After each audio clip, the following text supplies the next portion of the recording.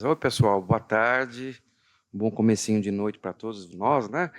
É uma honra muito grande a gente poder participar efetivamente de um simpósio dessa magnitude, né?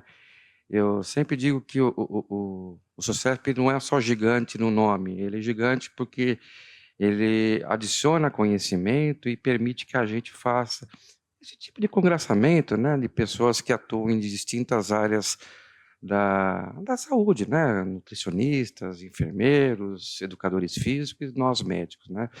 Então, eu realmente quero agradecer o convite, viu, fiquei muito honrado e um pouco preocupado em conversar com vocês, que são detentores de conhecimentos que eu não os tenho efetivamente. Esses são os potenciais conflitos de interesse. Se você teria alguma coisa para melhorar um pouquinho, que eu sou muito alto, né, e tenho dificuldade de... Você conseguiria um apoio, alguma coisa assim, por gentileza? Esses são os potenciais conflitos de interesse, mas não os tenho para essa apresentação. Pode ser um falsozinho mesmo. Aqui, ó. Isso. Ótimo. Perfeito. Perfeito.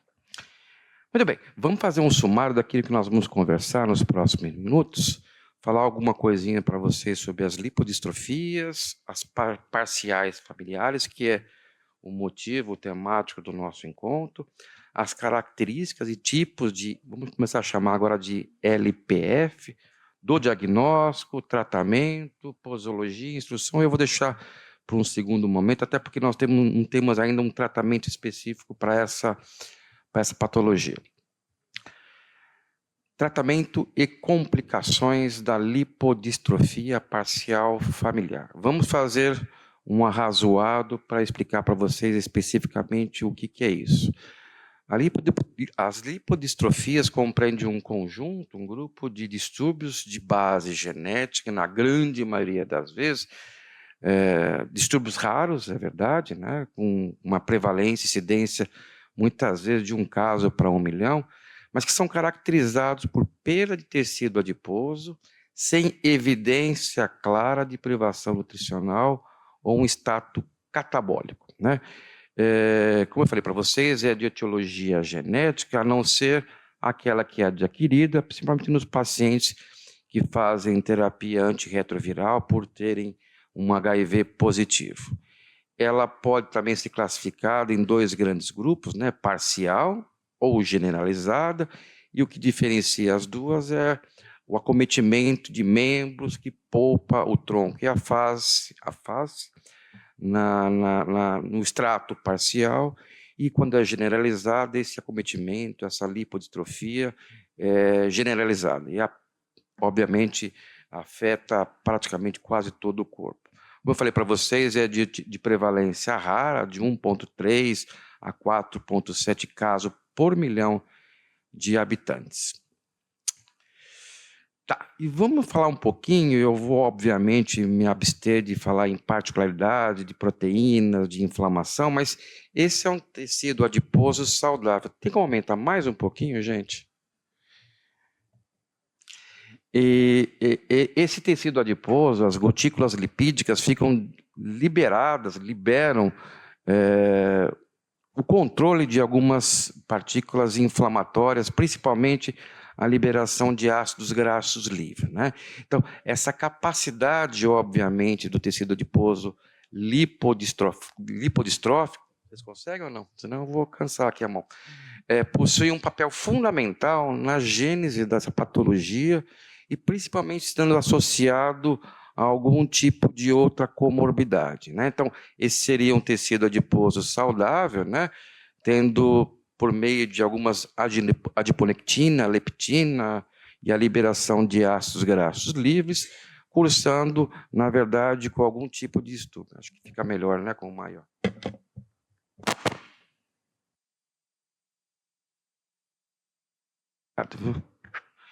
E esse é o protótipo, é a expressão, é o fenótipo do tecido adiposo lipodistrófico, né? Vocês observam, na verdade, e vamos lembrar alguns conceitos, né? Esses pacientes cursam indubitavelmente com níveis muito elevados de triglicéridos. E por quê? Vamos lembrar que triglicérides, na verdade, o triacilglicerol, é uma partícula, uma molécula composta por 3 aminoácidos e uma partícula de glicerol. Ele sofre hidrólise tanto aqueles triglicéridos contidos nos quilomicros no intestino, por meio da ApoB48, mas também essa hidrólise é feita em nível hepático. Então, quando eu faço a hidrólise por uma enzima-chave nesse aspecto todo, que é a lipase, eu clivo por hidrólise esses ácidos graxos que vão ser utilizados para função energética, metabolismo lipídico, enfim, e essa partícula de glicerol, ela é utilizada para o metabolismo glicêmico, né? Ou para formar novas partículas hepáticas de glicose, a tal da neoglicogênese, né? Ou para destruir essas partículas, que é a glicogenólise. É por isso que insistentemente existe essa situação nefasta de hipertrigliceridemia, obesidade e diabetes, né? Esses são partículas, essa lipase, que é uma quinase, ela é sensível a alguns hormônios, e em específico a insulina.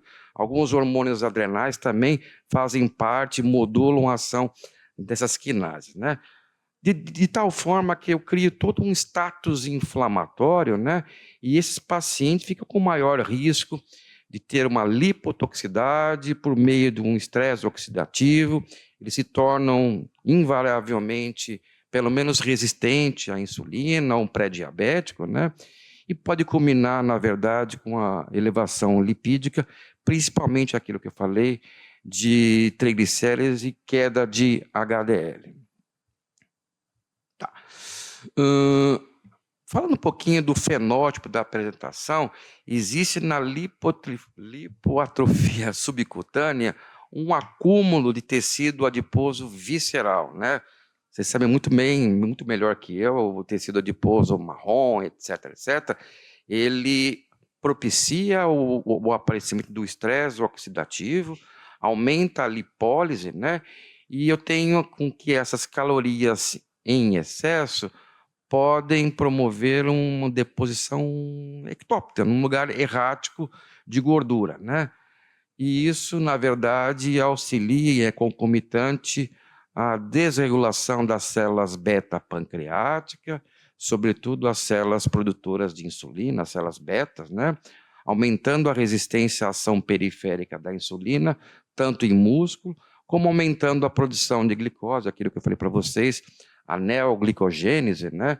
E a produção também de triglicéridos, culminando, em alguns casos, com o acúmulo de gordura no fígado, aquilo que a gente chama de esteatose hepática ou inflamação hepática, né, não alcoólica, né?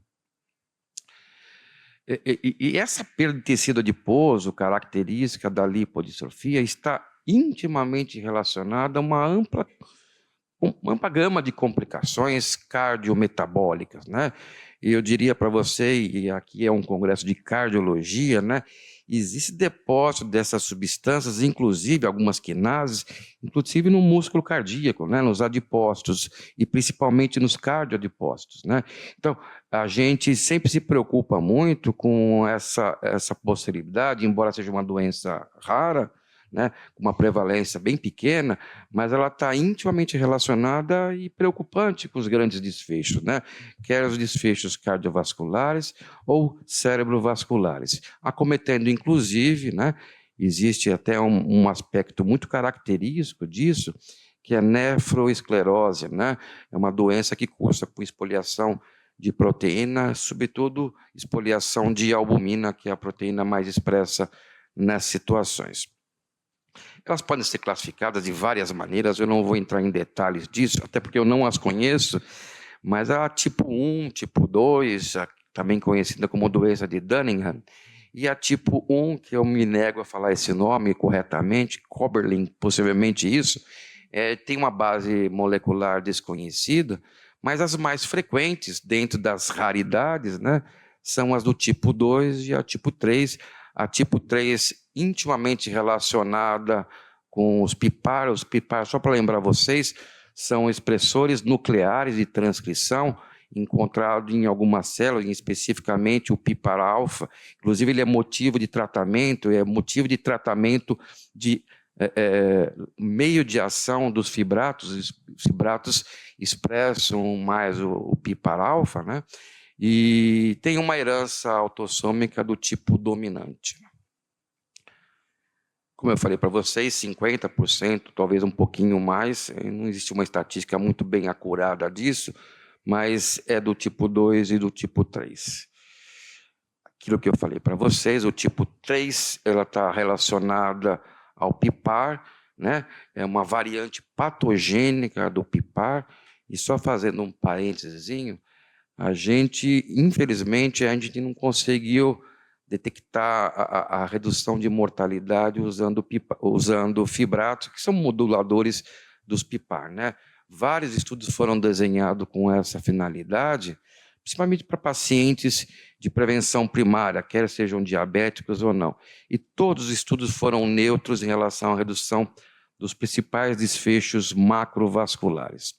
Recentemente, a questão de um ano e pouco atrás, teve um grande estudo, que é o Prominent, né, que utilizou um outro tipo de fibrato, que é um outro agonista modulador dos PPAR, que é o pemafibrato.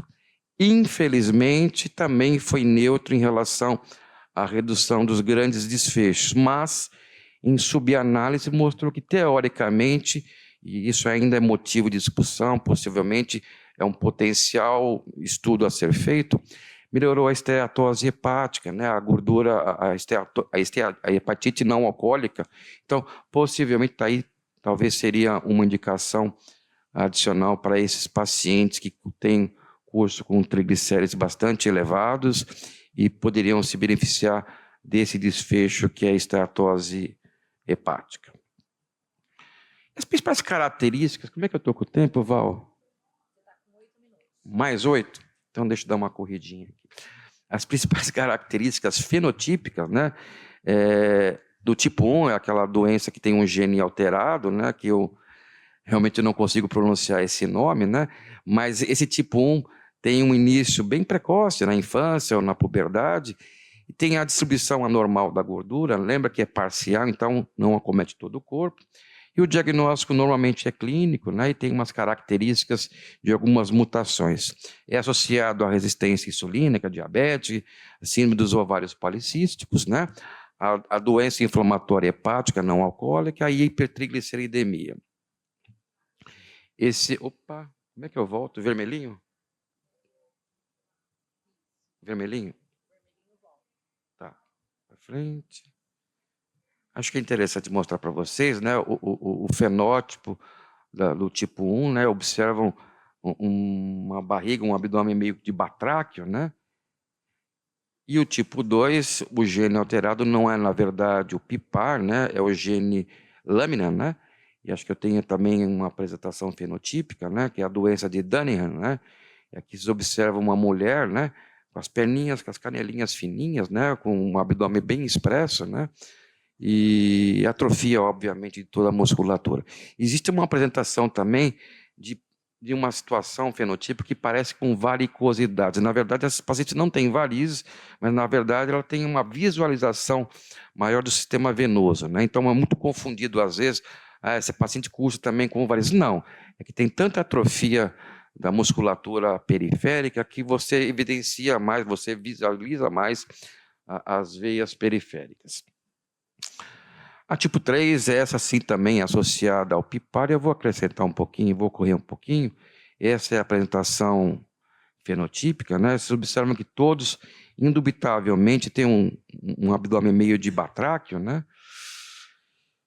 Eu acho que o mais importante agora é auxiliar vocês, e obviamente depois quem me suceder vai falar um pouquinho de tratamento não farmacológico, é como fazer o diagnóstico, né? O diagnóstico basicamente é clínico, né? O histórico familiar, o exame físico, a avaliação, que tem que ser feita com vocês também, a avaliação da composição corporal, a avaliação do estado metabólico e alguns exames subsidiários, e eu deixaria por último o teste genético, que realmente não é aplicável a todo mundo, né? Quando suspeitar, né, ela sempre deve ser suspeitada, obviamente, eu estou falando de uma forma genética, eu estou excluindo esses pacientes que usam terapia antirretroviral, mas sempre deve ser suspeitada com a presença desse fenótipo, né? Ou seja, A falta ou atrofia de alguma musculatura, quer seja de membros inferiores ou superiores, numa situação de não catabolismo, deve ser sempre pensado nesse diagnóstico, né?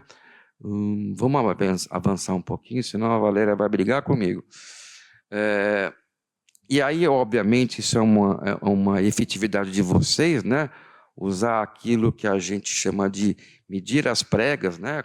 É plicômetro que chama, né? É isso? Tá? Adipômetro, tá? E a gente tem uma regrinha, né? Que tem, quando a prega cutânea anterior da coxa for menor que 11 para homens e menor que 22 milímetros, né? Para mulheres, sempre suspeitar dessa patologia, da possibilidade de ter essa patologia. Dos exames não invasivos, né, exames subsidiários, se pensar sempre nesses pacientes, eles têm associação com diabetes, então, dosar o perfil lipídico, o perfil metabólico de uma maneira geral, né? Exame de imagem eu deixaria assim, mais aí no cenário do tratamento mais efetivo, né? E deixar, obviamente, uma prova funcional, como um teste ergométrico, ou eventualmente na busca de algumas arritmias associadas, por meio do Holter. Existe, na verdade, não existe um tratamento específico, né? Uma vez feito o diagnóstico, né, o tratamento tem que ser sempre iniciado com uma terapia nutricional bem rigorosa, né? De preferência com uma nutricionista que esteja passando aqui conosco, né? Na Sociedade de Cardiologia do Estado de São Paulo, porque ela está qualificada, ela tem conhecimento, né? E poder tratar. O tratamento, como eu falei para vocês, basicamente é de disposição de vocês, nutricionistas, mas existe uma medicação que não foi utilizada inicialmente para essa finalidade, que é o volanesorsen, né? Que é um oligonucleotídeo antissenso, que atua modulando a formação da ApoC3, que é uma proteína de superfície que tem importante papel nos triglicéridos. E eu esqueci de agradecer, essas aulas todas eu tive a participação e efetividade da PTC na figura do André Cadete, mas é baseado nisso. O volanesorsen, que é esse oligonucleotídeo antissenso, ele atravessa a membrana celular, mais um minutinho, viu, Val? E liga-se... Mais 2 minutos, então vou falar um pouquinho mais devagar. Ele se liga ao RNA mensageiro da ApoC3, né?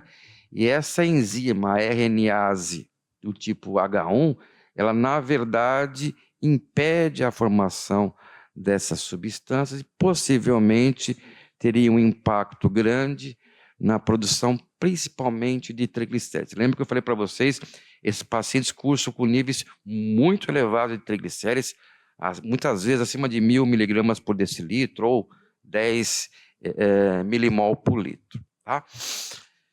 Eu acho que eu estou terminando. Essa é a atuação dessa medicação, o volanesorsen, um oligonucleotídeo antissenso, né?